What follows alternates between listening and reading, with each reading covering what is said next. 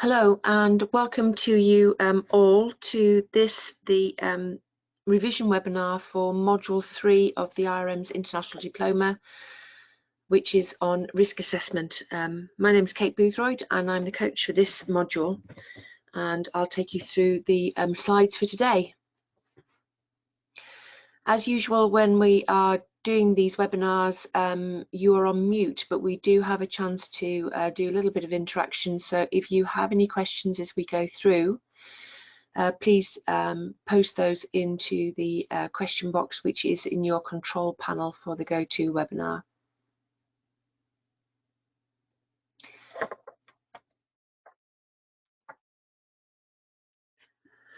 Okay, we're expecting a few more people today, so I'll just give a few more seconds before we begin.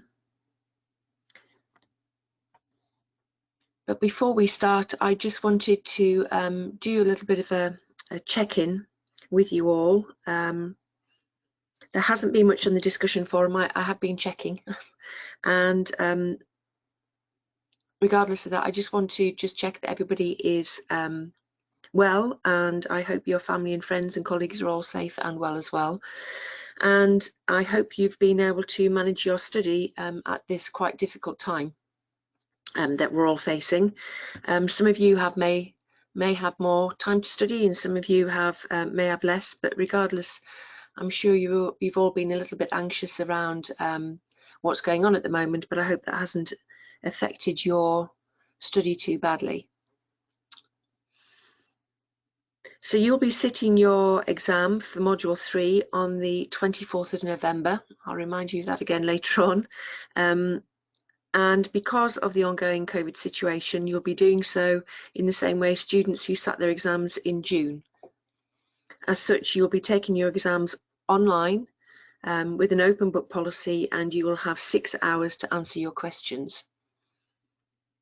Although it is a different environment for you to take your exams in, the IRM will be providing you with guidance, and there is a test area which you can have a look at before the exams so you know what to expect, and the IRM will be contacting you with details of that test area if they haven't done already. If you have any queries relating to your exams, then please contact the examination team at the email address shown here, which is exams@theirm.org, and we'll go through some of the points from the guidance later on in relation to your accessing and taking the exams.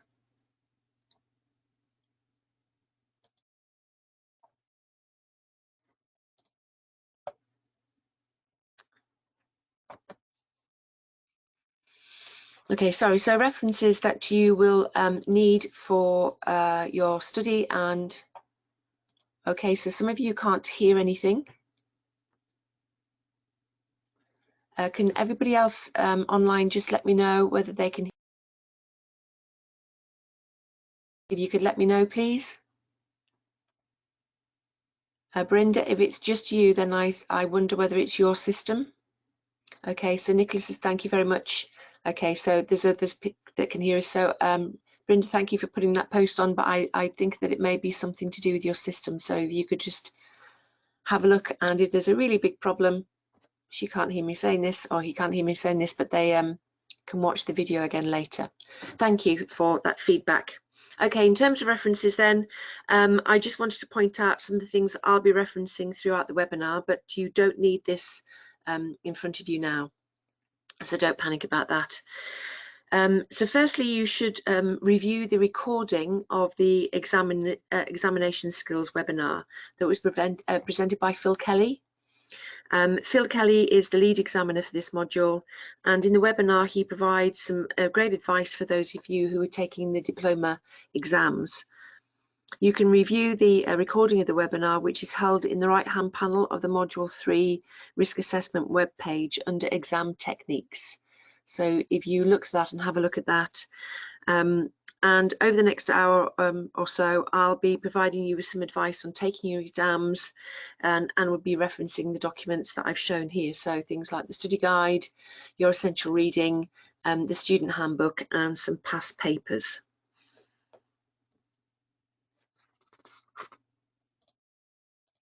So in terms of what I'm going to just talk to you about today, I'm just briefly going to go back and have a look at and highlight the learning outcomes that you should feel comfortable with before you sit your exams. Then I'm going to have a quick overview of the learning material again, both the essential and further reading, and you're able to access these now, seeing as it's an open book exam, but I will just give you a quick caveat on that as we go through these this session. There's information on preparing for the exams, whether it's online or sitting in an exam room, so it's good to make sure that you prepare yourself, whichever format you're sitting the exams. This time it'll be online. We'll consider the examination format for Module 3, including some techniques and tips that you might find useful, both from me and from the examiners. We'll have a look at some exam questions and answers from previous papers, and then I'll just give you some of my thoughts and ideas about the final preparation for your exams.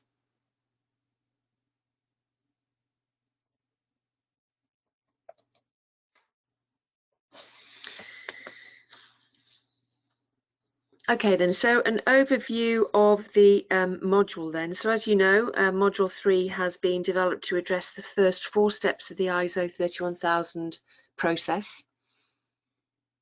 And those steps are looking at the scope, the context and criteria, which was previously termed the establish the context step. So both of those terms are used in the Hopkin and the study guide, as you know. Then under the risk assessment step, we're looking at risk identification, risk analysis and risk evaluation, all within risk assessment. Then finally, we consider how to present and use that valuable information to help you in your decision-making processes as part of this early part of the risk management process. There is more detail, of course, on presenting and using risk information when you move on to Module 4 and other later modules, but of course we need to think about the information that comes out of those first steps, as I said.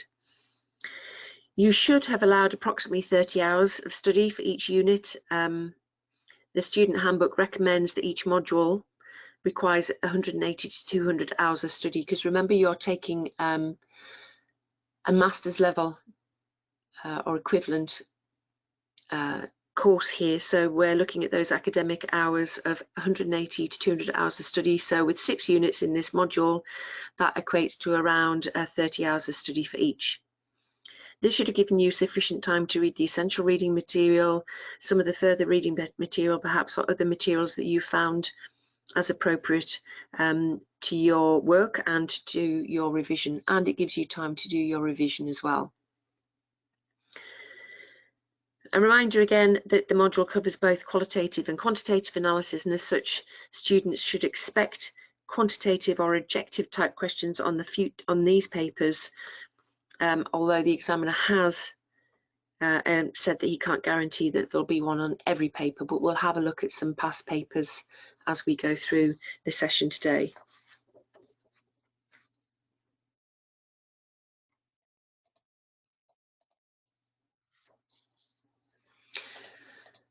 Okay, so the module learning outcomes then, we have 6 obviously in terms of the 6 units themselves.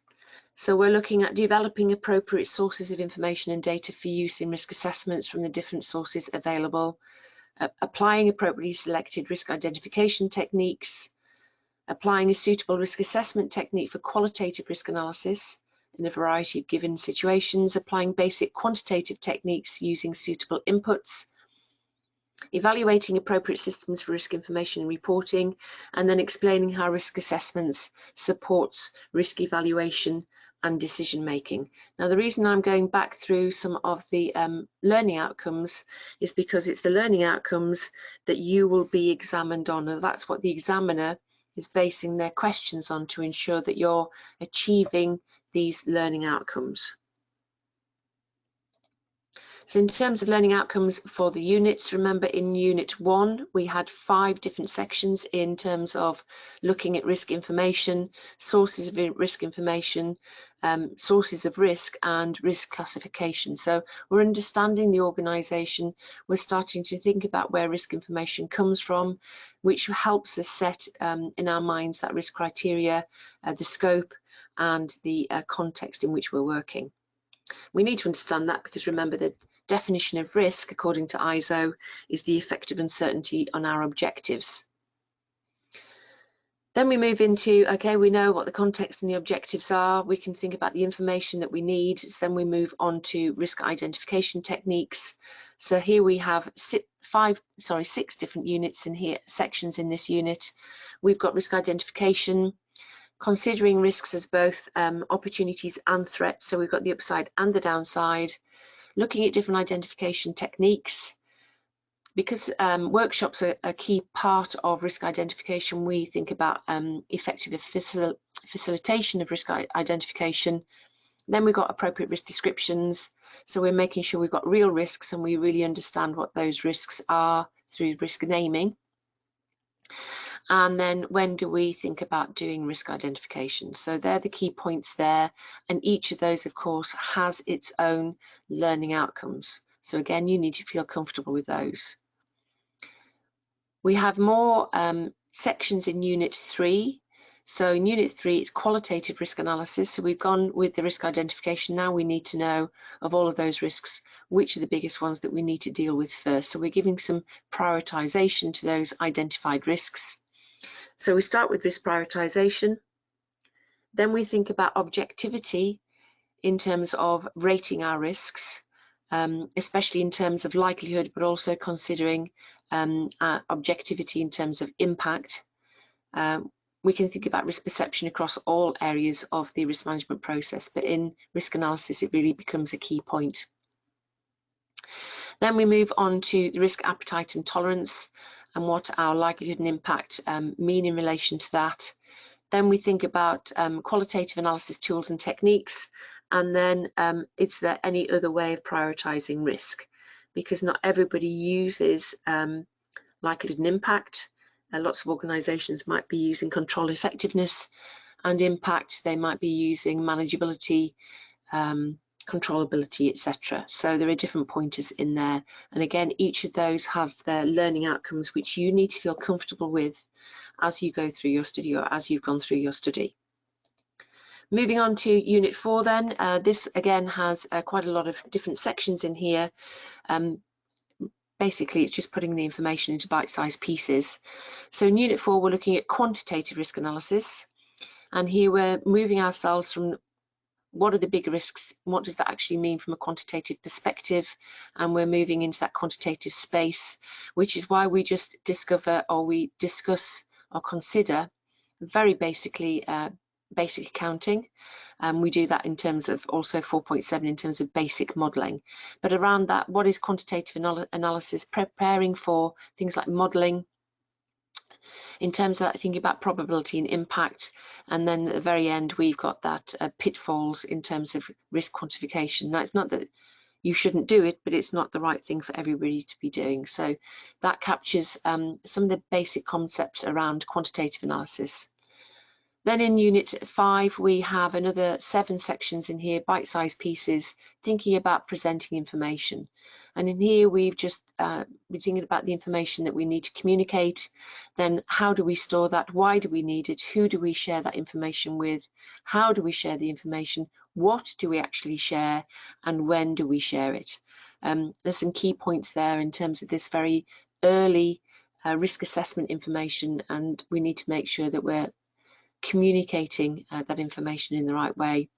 And then finally in Unit 6 we consider that a little bit further in terms of starting to use that information in relation to decision making. So we've got risk evaluation, explaining that, kind of the so what question, what do we do now, then thinking about problem solving and decision making, the risk-based decision maker, and then making decisions in relation to risk at these early stages. Which ties us nicely into then module 4, when you start to say, okay, I've got these risks, now what am I going to do about those? So that's just really a very quick overview of the different units in this module, just as a reminder. Just a reminder too to make sure you're comfortable with the learning objectives for the unit and through each of the sections in the units. And it might be a good idea if you go back and just check those through, tick them through and just say, yeah, I'm happy with those. I'm comfortable that I know everything around there. You know, if I'm looking at Unit 5, am I able to describe the need to communicate risk or information from a risk assessment effectively? So do I feel comfortable that I know that learning outcome, that I could be examined on that? Also, I've just showed you these tables as well because they might be quite useful for your revision. So when you're asked a question, these can be your quick guide to any material that you might need to refer to when you get into your revision, but also perhaps in terms of your examinations. Although the caveat I was talking about, I'll just mention it here. You might have 6 hours to do your exams, but they go very, very quickly. So trawling through books can be quite time consuming. So this is why I put these on here, because it'll point you to the exact reference, but I wouldn't expect you to be going through and doing your exams by finding different books to hand at any time. It just might be that you might have forgotten one particular point, and these can point you in the right direction. In terms of the essential reading material and the further reading, you should have read the key points in the simple tools and techniques, the enterprise risk management, practical project risk management and estimating risk, and of course the fundamentals of risk management through Hopkin. But the essential reading in terms of what you've been directed to from those units and the resources for the units. If you've had time, you've perhaps been able to have a look at some of the further reading as well. Remembering, of course, that the standards themselves are not required as essential reading because these are cost prohibitive from the IRM's point of view from you as students. So you will be examined mostly on the essential reading reference material. As Phil Kelly says in the examination skills webinar, there's no favourite reference book or definitions. So you're able to use those that you believe are valid, although you might perhaps note where you know that they are different to those referenced in the study guide. Okay. Remember that although you've been directed to particular pages within the documents to support what's been said in the study guide, those references are used to demonstrate the points made, but you should have read around those more detailed references. So for example, question 1 in the 2016 exam considered establishing the context, and in there the model answer refers to Chapman chapter 8, which is about establishing the context. And this particular chapter isn't mentioned within the essential reading references in the study guide, but it's entirely relevant for your study as you've been given the book, and it's also, or you've been asked to purchase the book, and it's also a particular chapter that deals with Unit 1 of the module. So I'm hoping that you have read your material and used your material intelligently. Okay, so think about reading around the points that have been made.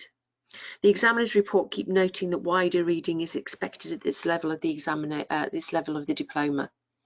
Okay, for those of you who've gone through the certificate, they are the foundations of the diploma. You are now moving into the practical application of your learning, of your education.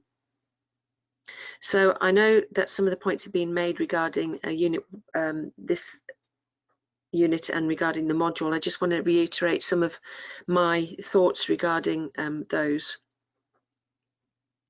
There are points in the essential reading that some of you disagree with. And in relation to that, the examiners will write questions in relation to the reading material.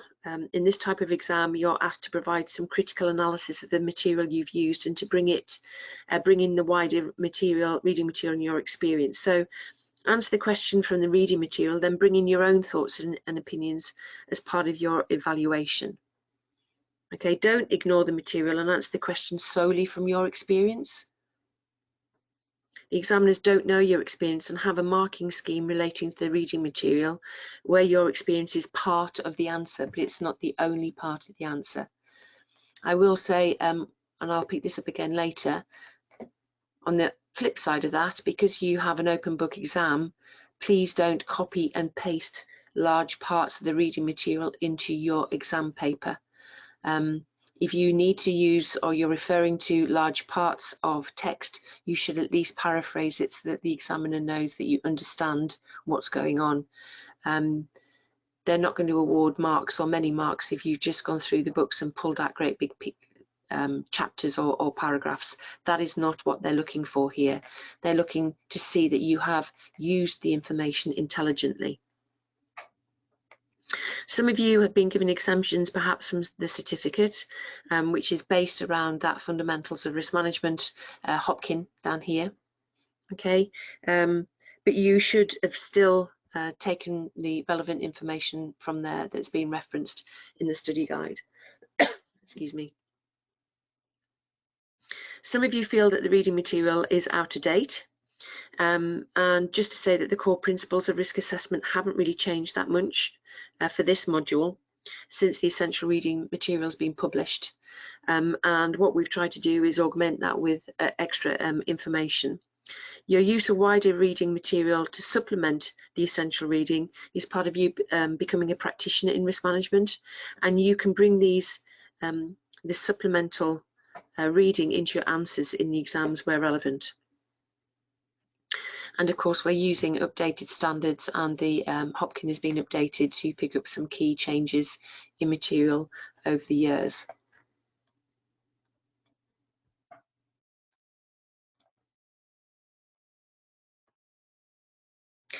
An additional point to make with these exams, that you need to know your material quite well. Okay, don't underestimate the amount of time it might take you to find information that you might want to use in your exams. So I was just saying earlier, and if you're going to use the essential and further reading, you've been asked to reference your work properly to ensure that you don't lose marks or even fail your exam by plagiarising. So in the guidance notes you've been sent, there is a piece, quite a hefty piece at the end around plagiarising. So it's recommended that you approach your exams as if you are sitting them normally, i.e. you're sitting them as closed book exams. So you should be revising in the usual way and spending your time during the exams focus on writing good quality answers. You can flick them back into the books if you need to make any particular points, or there's a particular point you can't remember, which is where perhaps those learning objectives, those front pages from the units might be of help to you. But please don't be rummaging around in your reading material looking for everything in there, because you're going to end up with not enough time to complete all the questions.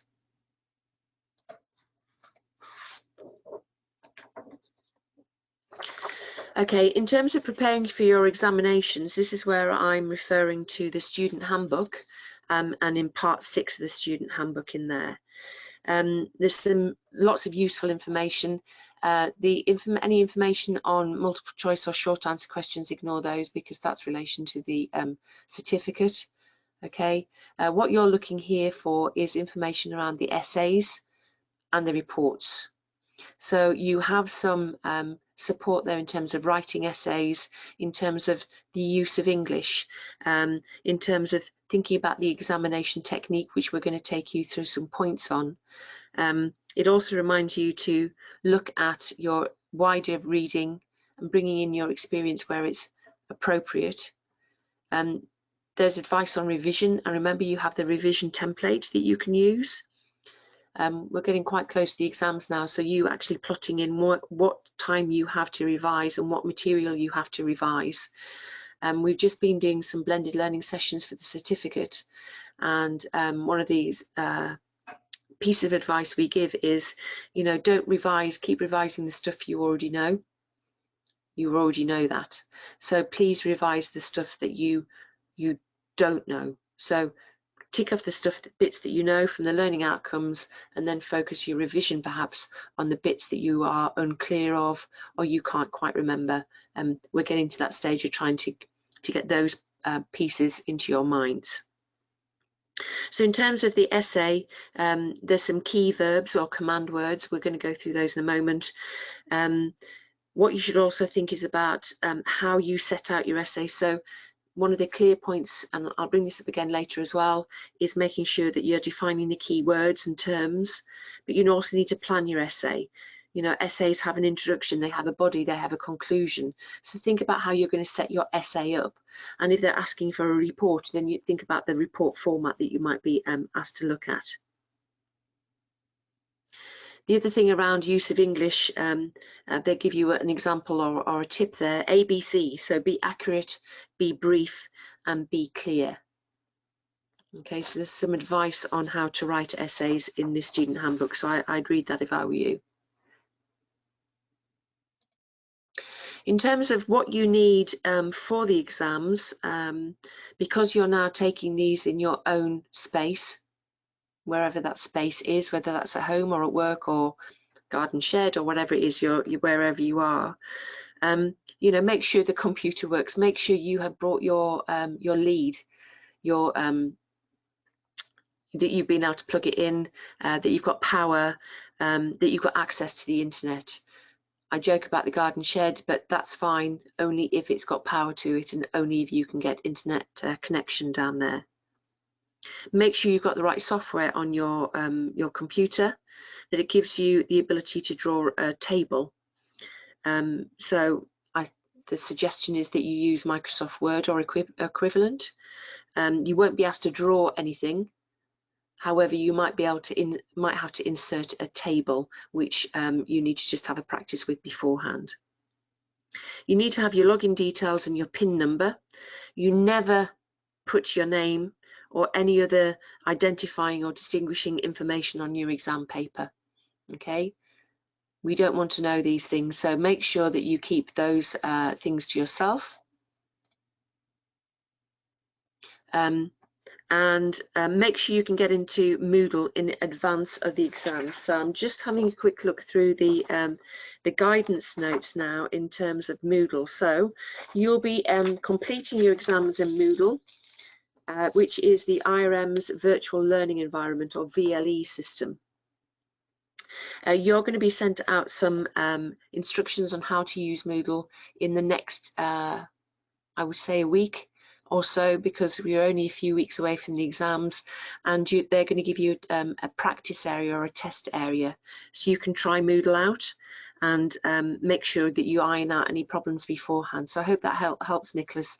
You're going to get those instructions separately, and they're going to make sure so that you're able to use Moodle, and you have time to go back to the exams team should there be any problems with your access to Moodle. When you get to the day of the exam, of course, please make sure you can actually get access to Moodle on the day as well. Okay, so check these things out, try and get in early. And make sure you've got the guidance notes with you. So I'm looking at the guidance notes that were sent to you on the 14th of October, I understand.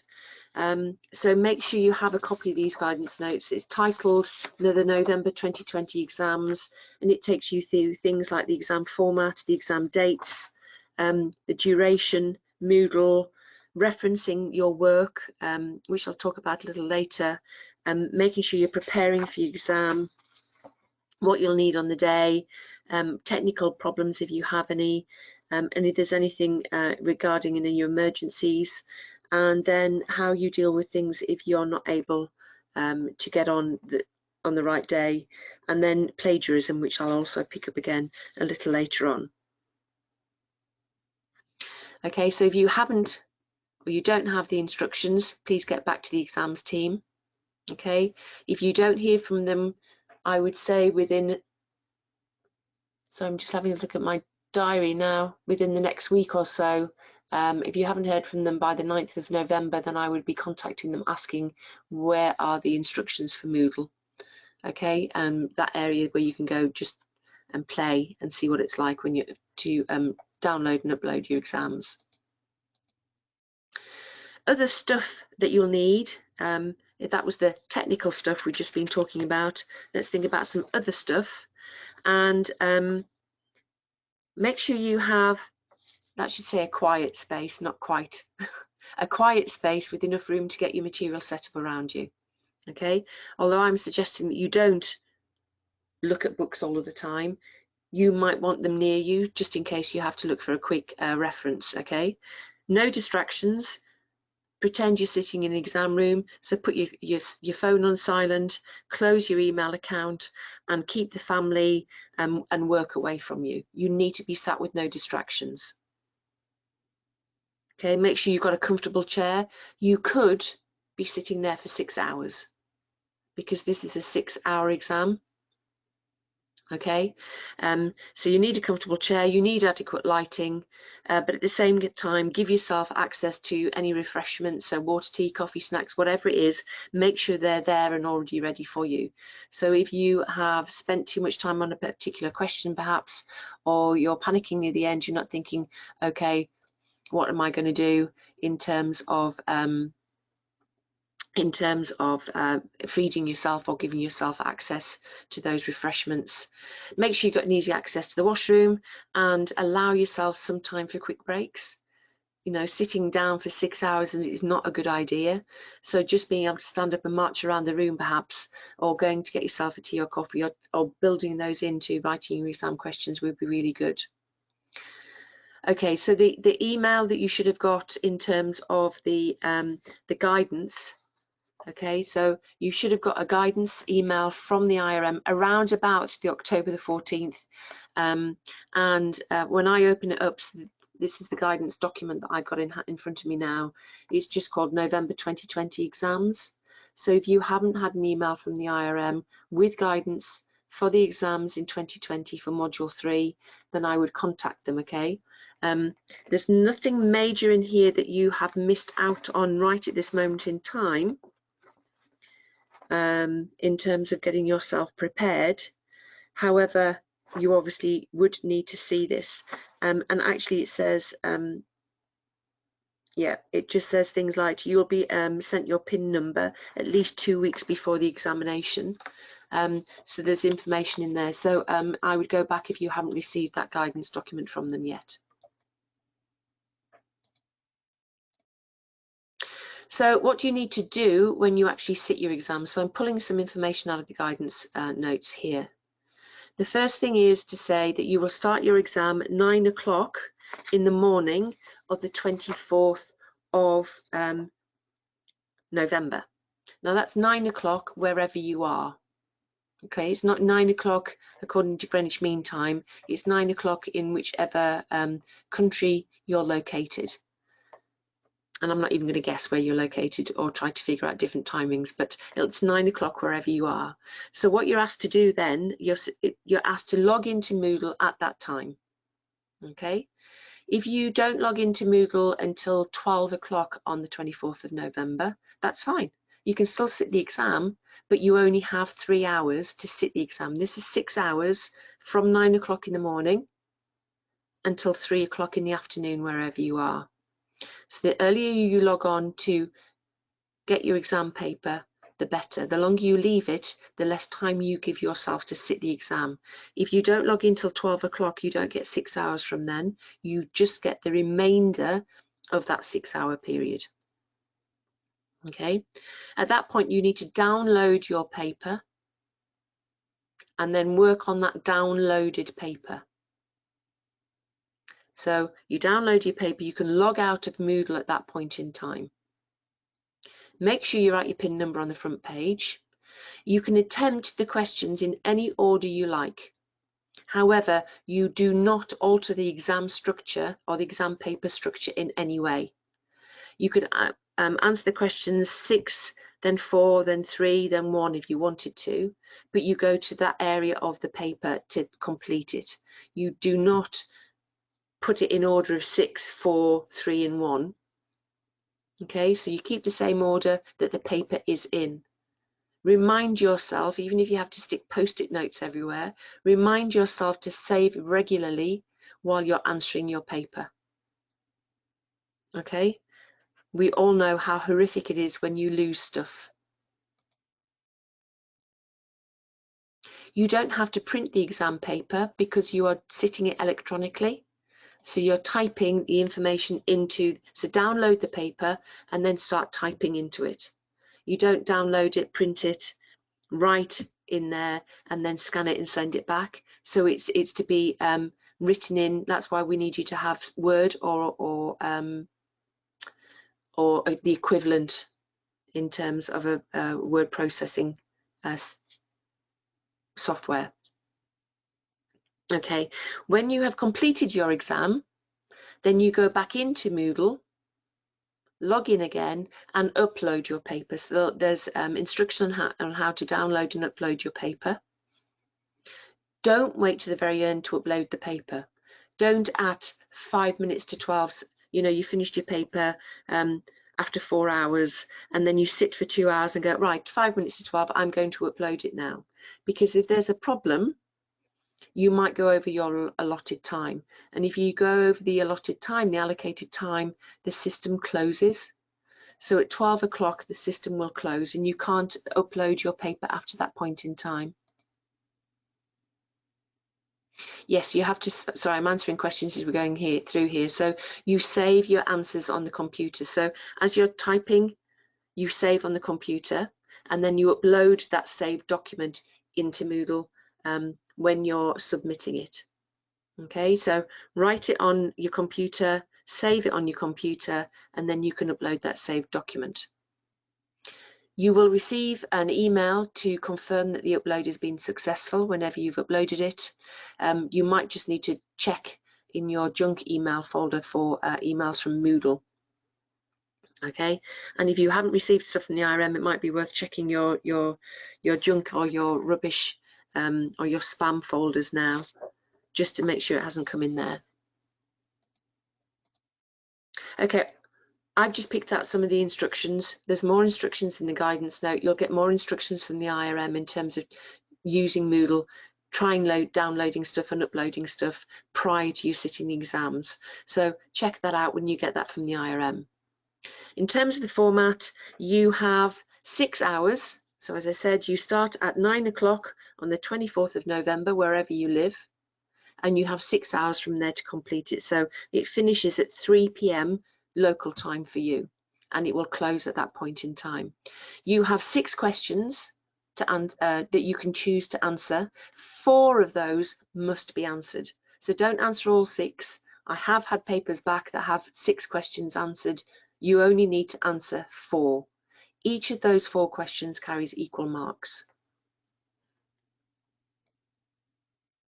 So it's exactly the same as it has been if you look at past papers.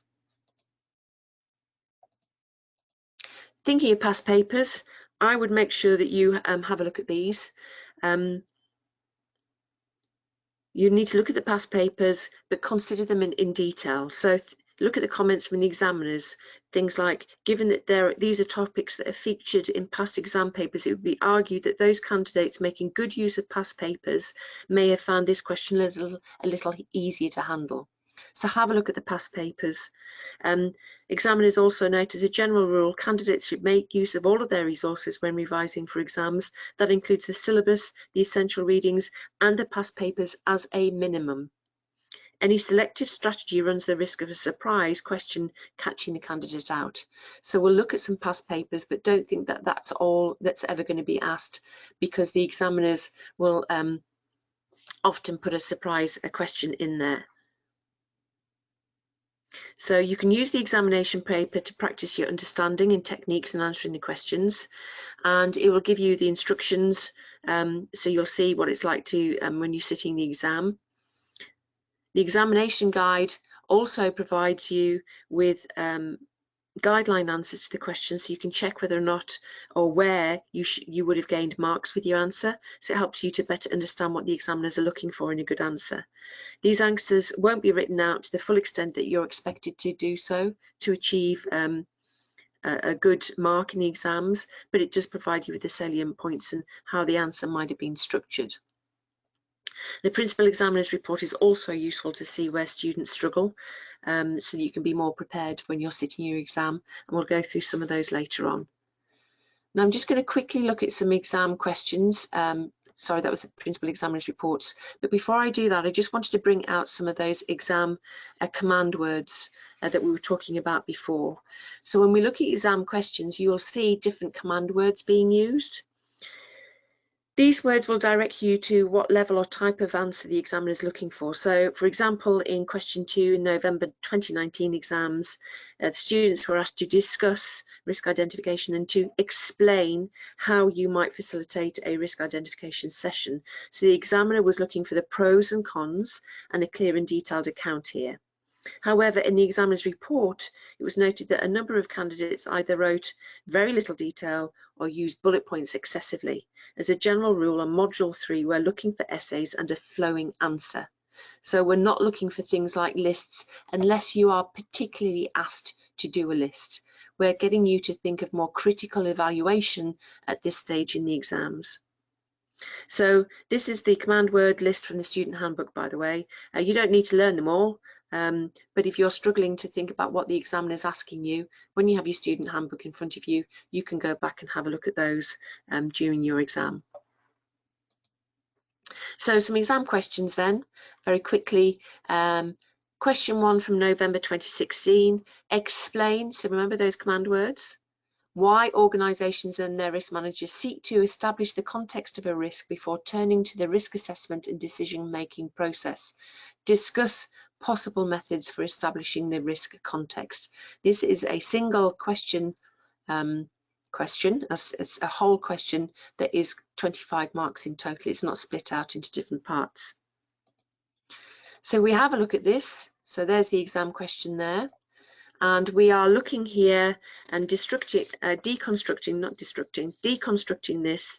So this question relates to Unit 1. And it's also picking out some particular points in Unit 1.3, Unit 1.4 and Unit 1.5.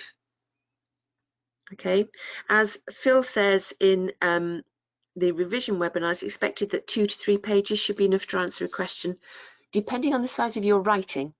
Okay, so as you're not writing now, think about how much information you can get down on a page of paper in a format that is well written in an essay style.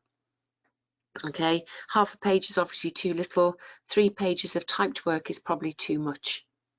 Okay, but so think about how much you need to put in to answer this question. It's a full mark question. As we said, the first part talks about explaining, clear and detailed account. So you're asked to give a detailed account of why organisations and risk managers seek to establish the context.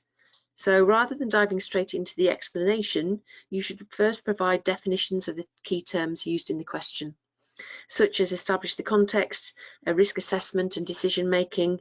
As Phil says in the revision webinar, you should answer the question as if the examiner knows nothing about the subject. So one of the key things that the examiners keep asking in their reports is use that introduction piece to start thinking about defining those key terms. Okay, so look at the key terms in the question, think what you could be defining there. The second part of the question uses the term discuss, so we're thinking about considering different methods for establishing the context. It's not all different methods, but some methods are required. So when we're thinking about, and it's not bullet points either, it's discussing those possible methods. It's using the pros and cons of an argument or a situation there. Full mark question, asking for explanation, discussion. So it doesn't justify a simple list. It requires an essay response, typically wrapped with an introduction and a conclusion. The lead examiner's notes in this paper 2016, November, most questions required an essay type response which typically begins with definitions of key terms and constructs. This is a good opportunity for students to demonstrate they have covered the syllabus. Definitions may be presented in the student's own words but should be close to those given or recorded in the text. If you are going to give actual definitions, you need to cite those and reference them. Okay, so say where you have got that information from.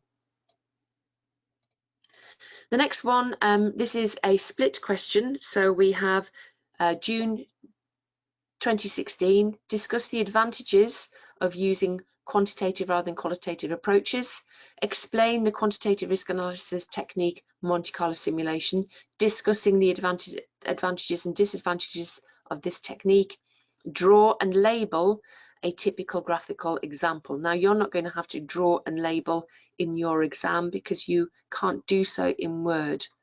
You might be asked to provide a table though in one of your exams.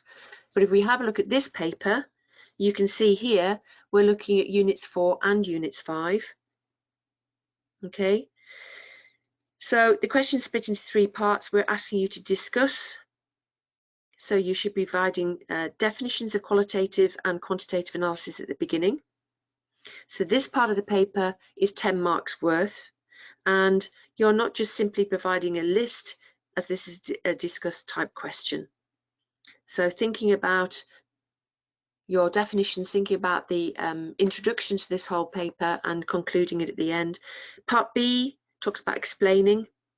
So you're explaining Monte Carlo simulation and then discussing the advantages and disadvantages. This gives you 10 marks. And then finally, part C is 5 marks. So here you're asked to do a diagram. You might be asked to put a table in. Just look at where the marking is focused. So we've got 10 marks for A, 10 marks for B, and 5 marks for C.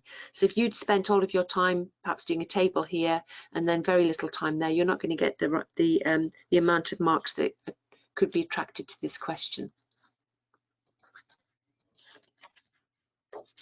Then if we have a look at June 2016, question 3, and June 2017, question 3, discuss how professionals can minimize bias and bring objectivity to the risk assessment process.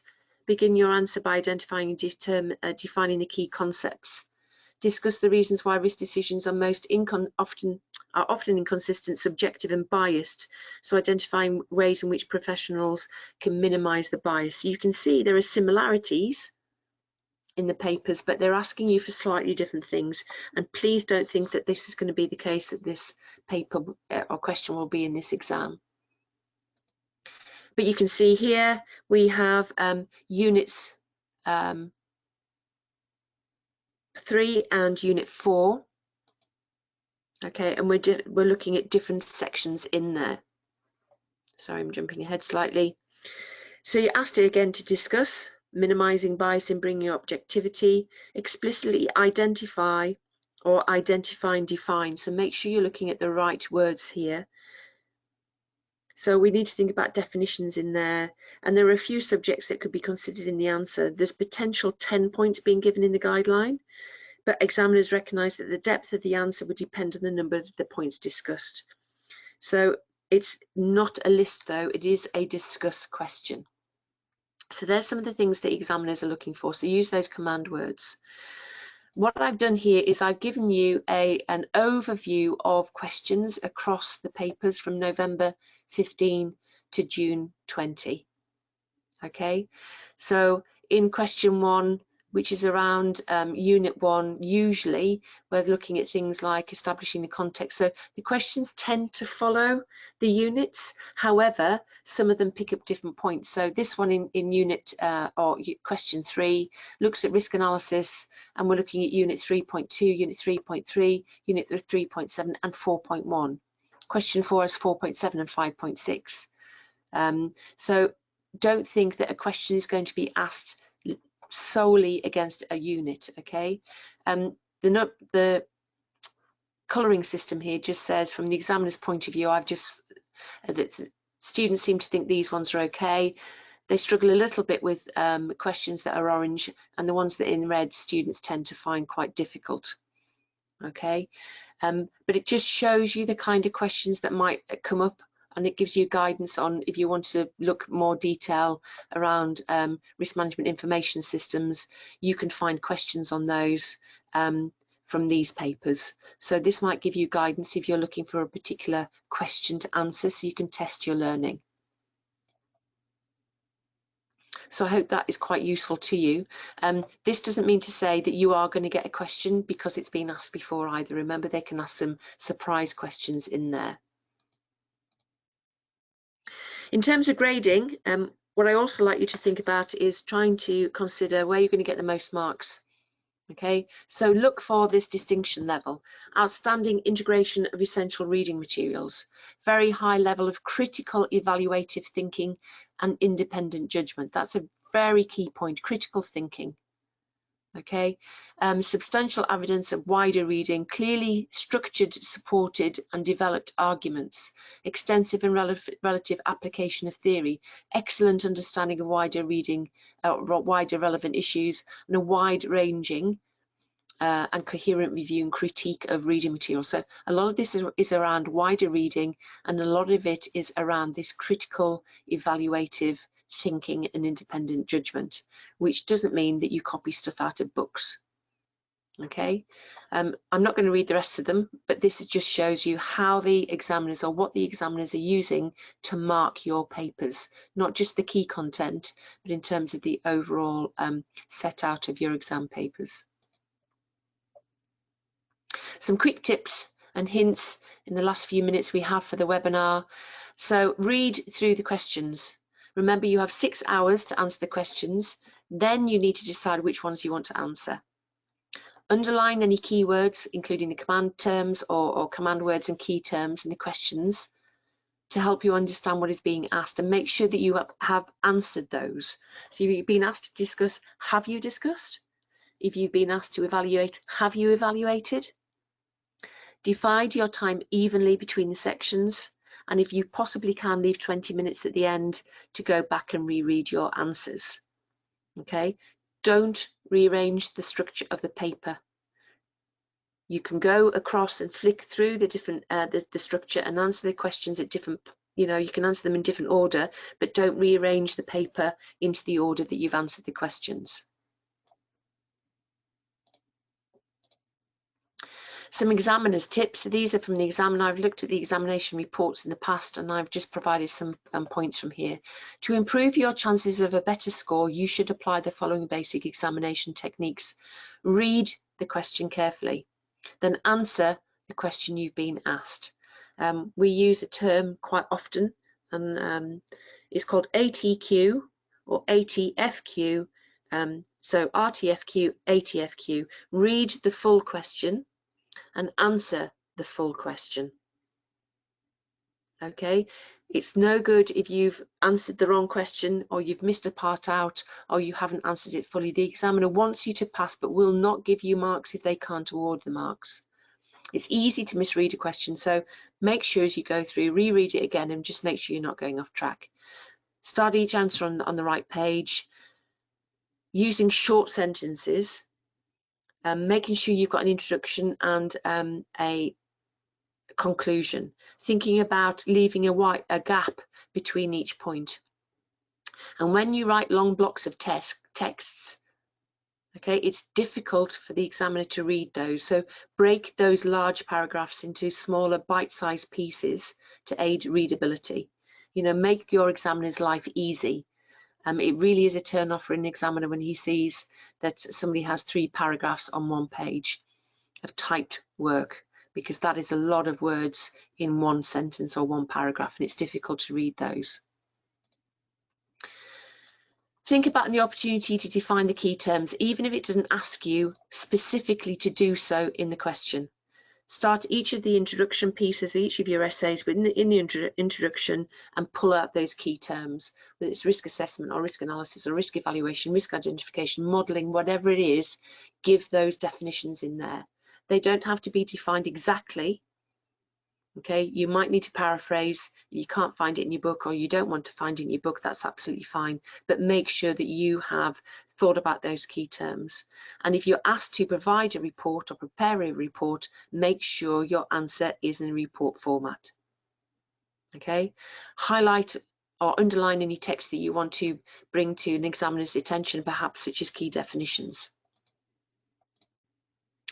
Always attempt to answer a question, even if you're completely unsure of the answer.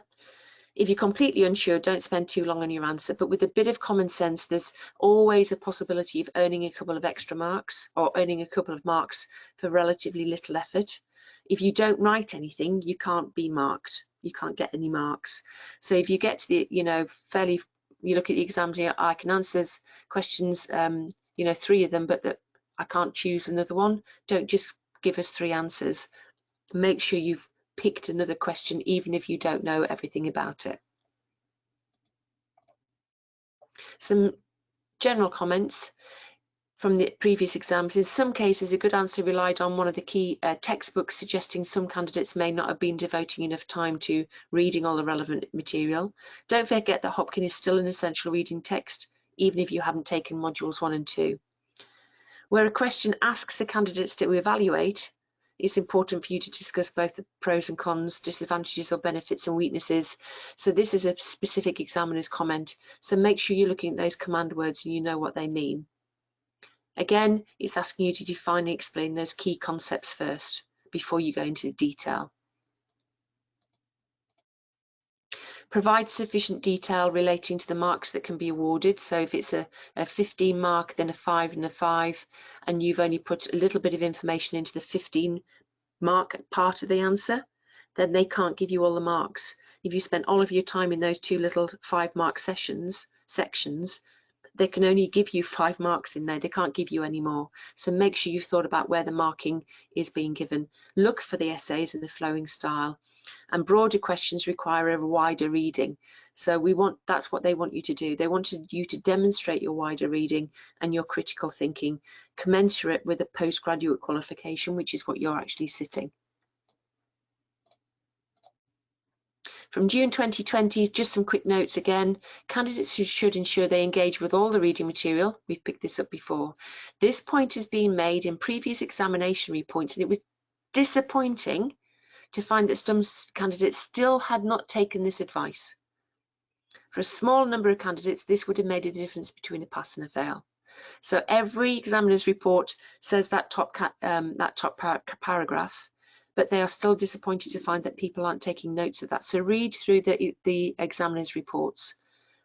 Answer the question as a candidate. Okay, make sure that you're thinking about what you're doing. Give the right information. Use the right information, not unnecessary information. Don't give incorrect diagrams. It's very frustrating for us as examiners to think, oh, if only they used the right one. They should follow the instructions with regard to the question and those at the front of the examination paper, i.e. each answer must begin on a new page.